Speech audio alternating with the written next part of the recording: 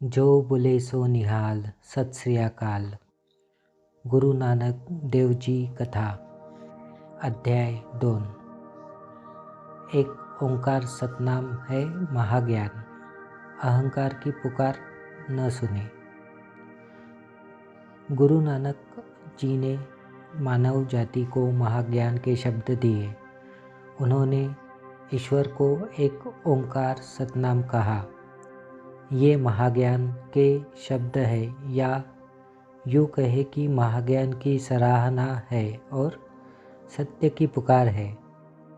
जब आप सत्य की बातें सुनते हैं तो आपके भीतर के सेल्फ को पुकार मिलती है और आपके अंदर का खोजी सत्य के रास्ते पर चल पड़ता है, क्योंकि सेल्फ की पुकार ही ईश्वर की पुकार है।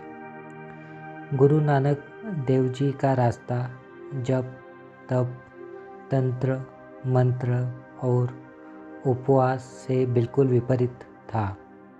उन्होंने गीतों और भक्ति का रास्ता अपनाया और उसी का संदेश दिया। भक्ति मार्ग पे तप नहीं होता, बल्कि सारे कार्य भक्ति और प्रेम द्वारा ही होते हैं। इसीलिए इसे राजमार्ग भी कहा गया है।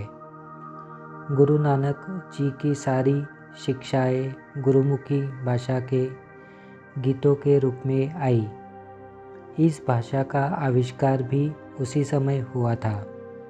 जो लोग गुरुमुखी भाषा नहीं जानते थे, वे इसका पूर्ण लाभ नहीं ले पाए, लेकिन अब वही शिक्षाएं लोक भाषा में बताई जानी चाहिए ताकि उनका भरपूर लाभ लिया जा सके। इस कथा में दी गई गुरु नानक देव जी की जीवनी और सिखावनियाँ पढ़कर आपके सेल्फ जो आप है को पुकार मिलेगी। ज़रा गौर करें, हमारे भीतर सेल्फ किस अवस्था में है। दरअसल उसे पुकार की आवश्यकता है, लेकिन आज की दुनिया में सब माया अहंकार को ही पुकारते हैं और सेल्फ को कोई पुकारता ही नहीं। एक ओंकार सतनाम वाहे गुरु और अनुभवकर्ता का अनुभव में अनुभव करता है। ये दोनों ही सत्य की पंक्तियाँ हैं जो अहंकार के किसी काम की नहीं है। इनमें अहंकार की कोई भूमिका नहीं है। अहंकार के लिए सिर्फ वही पुकार काम की है जिसमें उसकी कोई भूमिका हो। इसीलिए सत्य की ये पंक्तियाँ केवल ज्ञान नहीं बल्कि महाज्ञान है, ईश्वर की सराहना है, वर्णन है, पुकार है।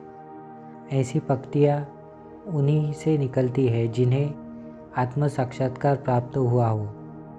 वे उसी का वर्णन करते हैं जो सामने हो रहा होता है और जो उन्हें साफ साफ दिखाई दे रहा होता है। अहंकार सत्य की बातों का अर्थ नहीं समझ पाता, इसलिए सत्य की पंक्तियाँ सुनकर उसके भीतर कोई परिवर्तन नहीं आता।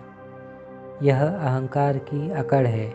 जब कोई आपसे बातचीत करते समय अपशब्दों का इस्तेमाल करता है तो इससे आपके अंदर के अहंकार को पुकार मिलती है। इससे अहंकार तरोताज़ा होकर बाहर आता है और पूछता है, मुझे किसने पुकारा। जैसे लक्ष्मण द्वारा नाक कटने के बाद शूर्पणखा रावण को पुकारती है और रावण उसे देखकर कहता है, किसने नाक काटी, किसकी मजाल है। यह अहंकार की पुकार है। वह वैसा का वैसा ही रहता है। इसलिए सेल्फ की पुकार का कोई भी असर पर उस पर नहीं होता। लेकिन जब सेल्फ की पुकार का असर इंसान पर होने लगता है तो उसके लिए सत्य की हर पंक्ति महाज्ञान बन जाती है। जब गुरु नानक देव जी ने एक ओंकार सतनाम इस महावाक्य द्वारा महाज्ञान दिया तो उन्होंने ऐसे लोगों के सामने उसका वर्णन किया जो उस समय सत्य को समझने के लिए पात्र बने थे। सत्य को समझ के साथ दोहराने से हर कोई खुशहाल हो जाता है।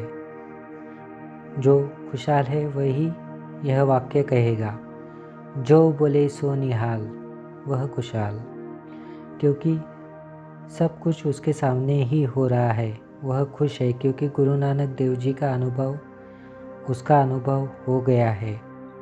अब वह समझ पाएगा कि अलग अलग धर्मों के अलग अलग युग पुरुष किस अवस्था में थे और उन्होंने जो पंक्तियाँ कही वो उन्हें क्यों कह पाए। सत्य की पंक्तियाँ माया में रहने से नहीं निकलती। उन महापुरुषों के अंदर से वे पंक्तियाँ निकली क्योंकि वे अपने अंदर जान रहे थे कि यह हर शरीर में हो रहा है। इन पंक्तियों के निकलने के बाद उनका पूरा जीवन सत्य की सराहना करते हुए ही बीता। फिर क्या हुआ? सराहना का प्रकाश चारों ओर फैल गया। आप भी स्वतः की पुकार सुने और सत्य प्राप्त करके खुशहाल हो जाए। आगे के अध्याय में हम सुनेंगे सत्य का जन्माकार।